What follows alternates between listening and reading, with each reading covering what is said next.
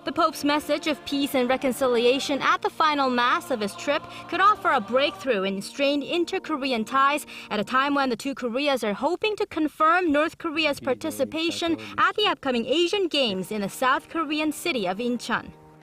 Attention also turns to President Park Geun-hye's Liberation Day speech on Friday. Having recently launched a reunification preparatory committee, the South Korean president is expected to seek better relations with the North.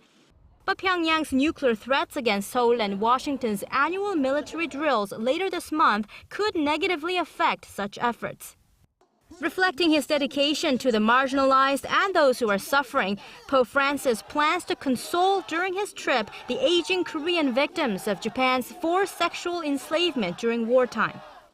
Although the Pope will refrain from political intervention, his talks with former sex slaves, as well as with President Park, are hoped to renew efforts to better ties between the two regional neighbors. Choi Yu-sun, Arirang News. And various roads in central Seoul will be closed this week ahead of the much-anticipated visit of Pope Francis. The Pope is scheduled to be in Seoul on Saturday, August 16th, to attend a beatification mass. The Seoul Metropolitan Government says access will be restricted to some roads around Gwanghwamun Square starting today and will be extended during the week. On the day of the mass, major roads around the square will be totally closed off. Bus routes will also be adjusted, and subway trains will not stop at Gyeongbokgung Station, Gwanghwamun Station, and City Hall Station on the day of the ceremony. Korea's Defense Ministry has decided to set up a consultative council to address human rights violations within the military. This is, of course, in light of the recent bullying scandal where a private was allegedly beaten to death. The council will be jointly led by Army officials and external specialists, and education will be a big part of the plan. Once privates join the Army, they will have to attend 11 sessions of human rights courses that will total to at least 9 hours. Special instructors will be placed in Army units, and all military servicemen will be taught how to respond in situations involving violence or abuse. The council will also be in charge of monitoring compliance and devising countermeasures.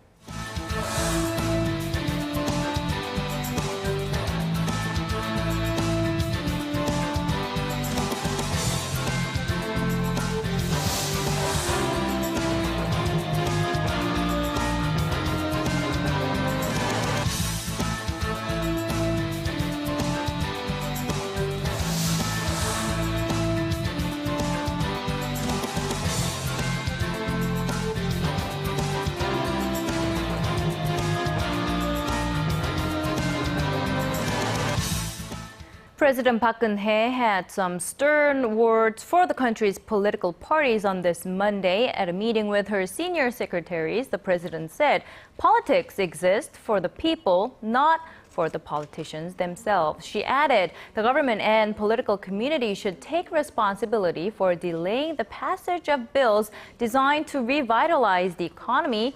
The president reminded that each and every one of those bills are closely linked to improving the people's livelihood and creating new jobs.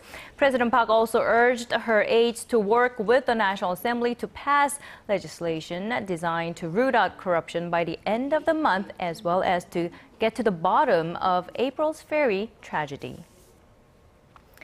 Korea is increasingly seeing many more foreign-made cars on the streets, European cars in particular, compared to a few years ago. Analysts say it shows a shift in preference for Korean drivers. Song Ji-sun explains.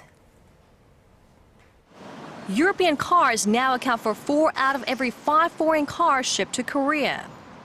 Sales of imported cars jumped 40% in June from a year earlier to nearly 18,000 to grab a 15% share in the Korean auto market for the first time, according to Korea's Auto Importers and Distributors Association. The big jump was largely due to German vehicles. The biggest losers are Japanese brands, which now represent only 12% of imported cars, down from 36% in 2008. Industry analysts attribute the shrinking Japanese presence to the shift in consumer preference, as efficiency-conscious Korean drivers have turned their eyes to diesel models, especially for sedans.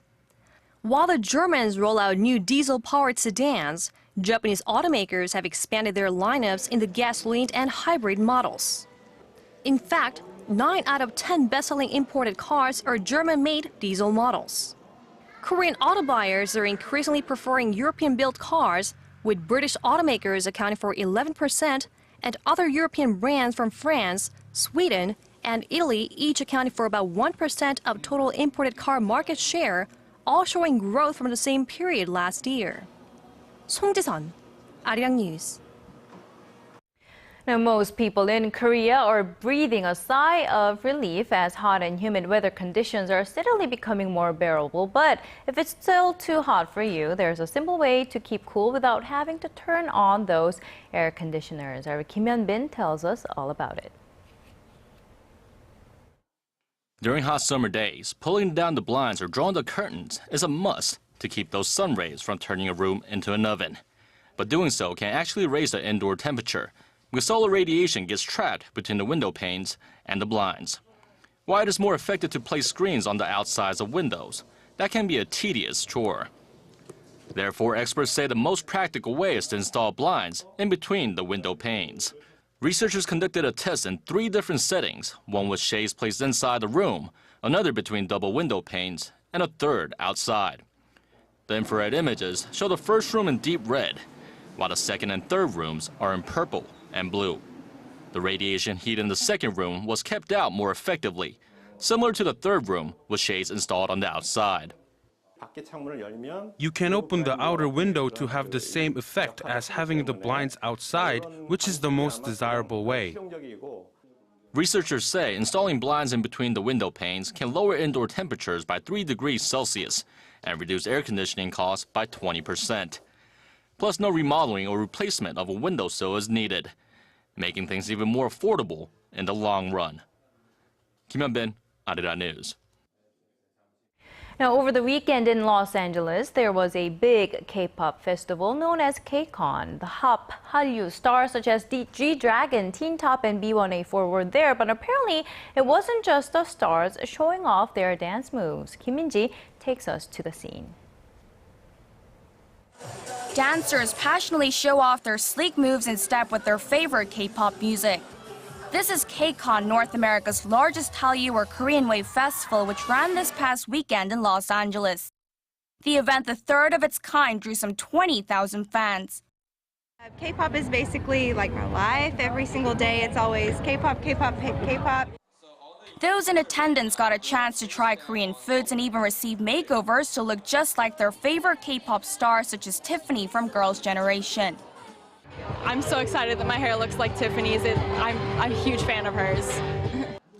K-pop stars wave enthusiastically as they're greeted by the screams of joy from fans eager to get a glimpse of their beloved heroes in person.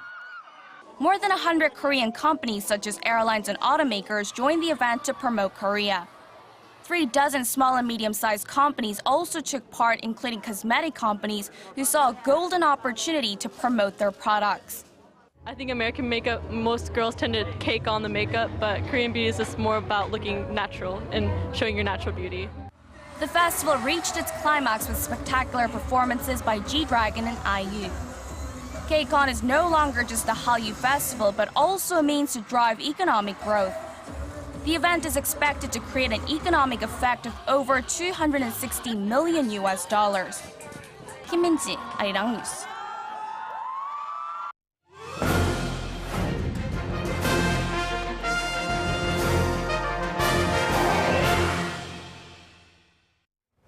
If you live in Korea, you will know that the most widely used messenger application here in Korea is KakaoTalk. But if you look further, you will notice that Korea's Line is a bit more popular in neighboring countries. And our Yurian tells us the company, which is a subsidiary of Korea's largest portal neighbor, is turning its eyes to look even further. From cups and credit cards to coffee cans and even subway trains. These characters are just some of the emoticons available on Line, one of the world's top messaging application companies. The Korean firm has amassed over 400 million users, mostly in Asia. And Line believes these emoticons, so-called stickers, that have been localized to different cultures, have been key to their success. In the Islamic cultural area, there's Ramadan, so we made characters that look hungry. For countries like Brazil and Turkey, we made our characters look more muscular because our cutesy characters aren't popular there. The exploding popularity of these stickers has given birth to a wide range of spin-off merchandise, and offline stores are popping up around Asia, with Seoul being no exception.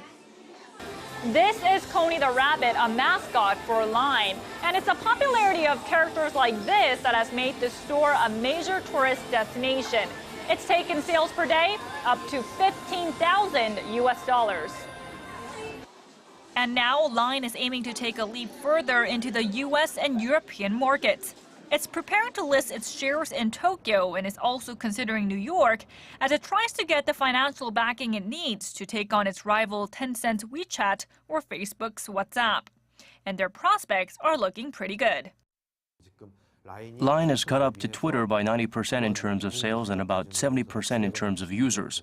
At this rate, Line may be valued at $28 billion by early next year and exceed Twitter's market value. But for all the hype, some still warn that Line has yet to prove its successful formula outside of Asia. There's an obvious bubble, and you could even call it the Line bubble. Either its stock could stabilize on the back of strong growth, or it could burst and their stock would plunge. Analysts say the next few years will be decisive in the global messaging market as users tend to stick to the most widely used app. Line says it will focus on expanding its user base from continent to continent, hoping its culture-centric characters will win the hearts of new users. Yurian, Arirang News.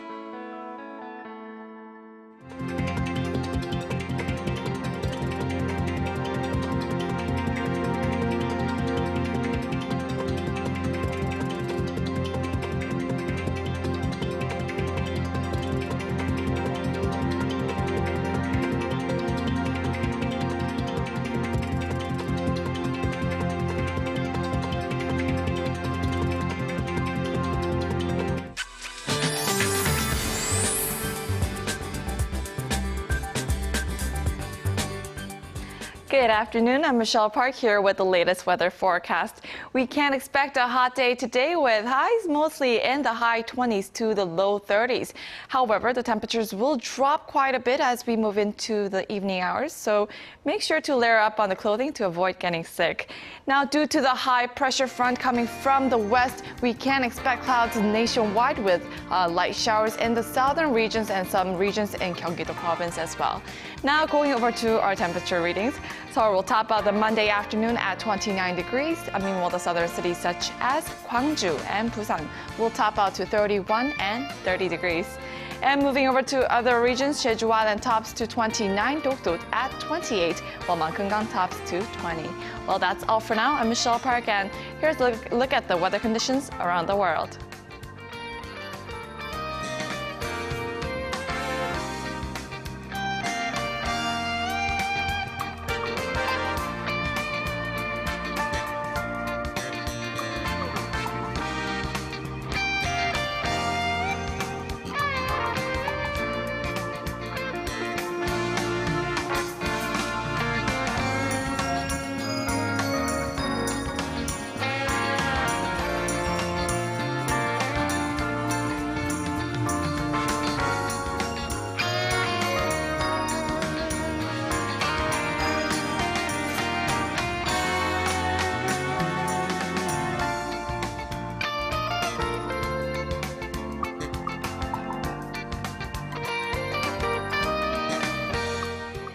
And that's a wrap for now. Thank you for watching. I'll be back with more at 6 p.m. Korea time.